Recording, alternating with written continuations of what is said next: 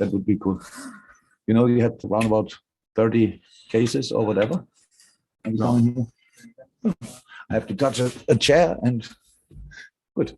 Thank you. Anyway, hands up, please, if we've got them. It looks like we've got a panel from what I can tell here, but I haven't got any hands up at the moment. John, I can see you. John Cross, if you'd like to kick us off. Yeah, happy to. Thanks, Matt. Hi, Jurgen. I just wonder whether I could get your thoughts generally on the game. And there were some key decisions, which I was, it's probably not appropriate to ask you as the first question, but can you talk us through the key decisions, really? Sort of the Harry Kane challenge on Robertson's challenge on Royale, and then the penalty decision. They all looked, from where I was sitting, as if, questionable highly. Yeah, so let's start with the result. Maybe the result, I think, is fine. Would have been different, I think, with different decisions from the ref, but with the decisions, how he did it, I'm fine with the result. It's a 2-2 at Tottenham. That's absolutely okay. It was a difficult game for us for plenty of reasons. One is we had to change a lot. And it obviously is then difficult to deal with the different challenges in a game like this. The challenge today was we play against Tottenham, who set up a 5-3-2. And when they won the ball deep in their own half, they just kicked it as far as possible. And Kane and Son were on their bikes for it. So we struggled with these moments slightly. That costs you, obviously, like, it gives you some struggles a little bit, because you think each ball we lose is probably, so we had to reorganize our protection a little bit better in the second half, that we don't run always in a counter attack. That makes no sense, that Ibu Konate is involved in our offensive passing and Tyler Morton is the one who stands against Harry Kane. That's not really how it should be. So that's the football part. It was an intense game. Tottenham looked second half slightly fresher than us. We were 2-1 up. They could then score the second as well. But of course, the game would have been completely different with two key decisions in the first half. So let's start with Robbo. We saw it now back, and yes, you can give a red card there. It's not the harshest ever, but it's not the smartest as well. So he knows that, and he's a really good boy, but he lost it a little bit, and so this red card you can give. But this is the proof that the VR was there today, because before that we thought he might not be in his office, because the two other situations. I think we agree now all that Harry Kane should have seen a red card. So, and he didn't, and the penalty situation, Mr. Tierney told me that he thought Diogo Jota stopped on purpose. He wanted to get hit. And if you watch the situation back, that's a very exclusive view. And it's really difficult to do these things that quick. But he has, I'm not sure why so you must, it was a very quick decision of him. You could see it, he saw it, it was direct like this. I'm not sure if he was prepared for it or whatever, but if you watch the situation, how can you react that quick? It's a clear penalty, but he thought it's clear not the penalty. Wow. Yeah, that's obviously two wrong decisions of him, I would say, and one right, all three against us. Thanks, John. We'll go to Matt Law and then James Pearce. Hi, Jurgen. Can I just ask you, with the Harry Kane situation, do you think it benefits Harry that he is the England captain when these things happen?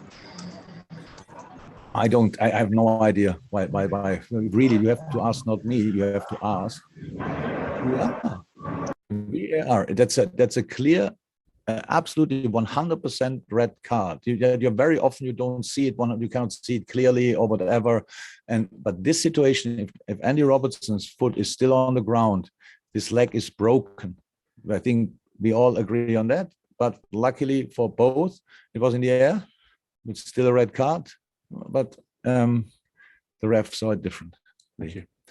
James Pearce, and then to Jerry Cox. James. Hi, Jurgen. Can I just check, how difficult is it trying to prepare the team at the moment with everything you're having to handle? Because obviously you had to make late changes before the Newcastle game. I take it those were late changes again today. So is that 2 games you've got into when you haven't even trained with that starting 11? Yeah, true. Yeah, Hendo has a cold. Hendo is the only with proper symptoms, but he's only a cold. And we had to send him home. Yeah, it's not easy. It's not easy. We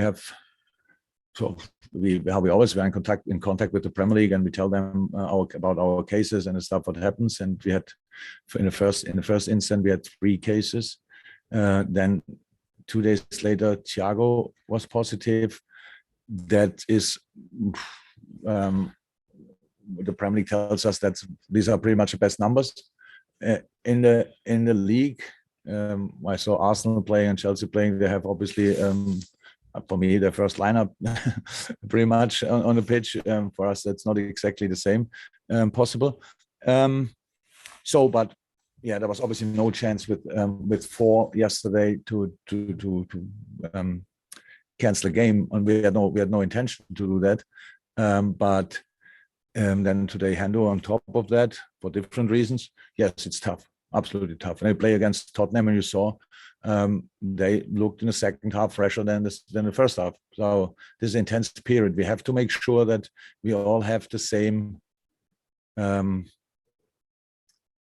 chances, the same situation. Pretty much, it's difficult in that moment. I see that.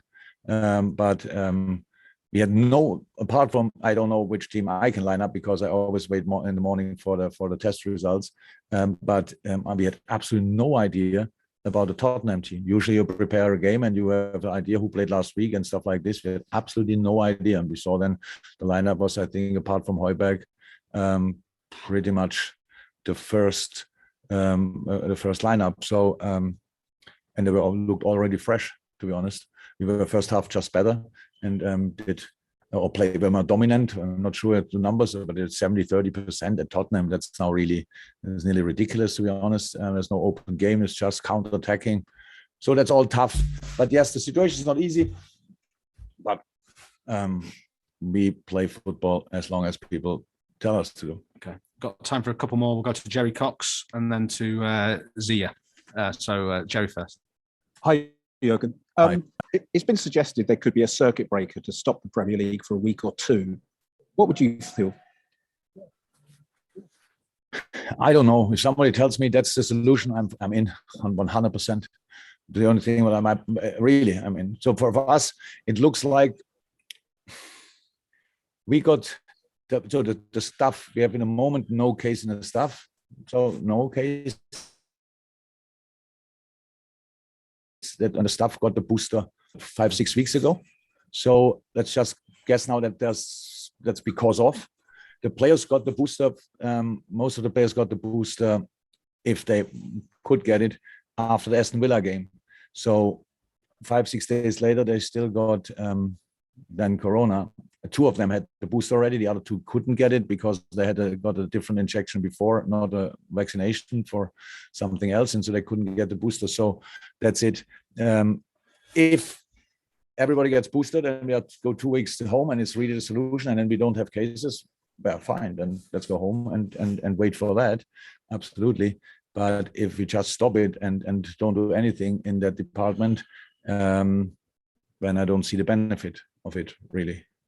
Okay, thank you. Final question, I'm afraid, but that's all got to go. Zia. Hi, Jurgen.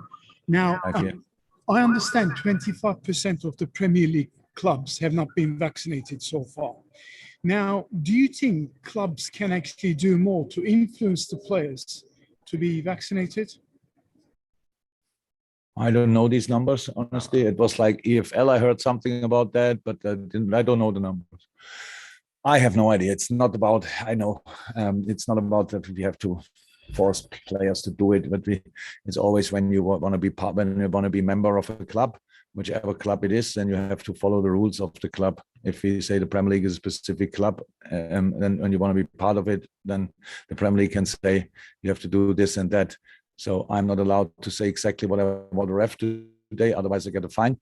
So I have to I have to accept this rule, and there are some more rules. So, but I don't know really. I cannot be always. I don't want to be the spokesperson for whatever vaccination or other things. It's really, I think, from a common sense point of view, it makes absolutely sense to do it because we help us and other people. But that's it will not. My opinion will not be decisive tomorrow in the meeting. Never was. Why should it be now? Thank you, guys. Stay safe. Thank you very much. All the best. Thank you.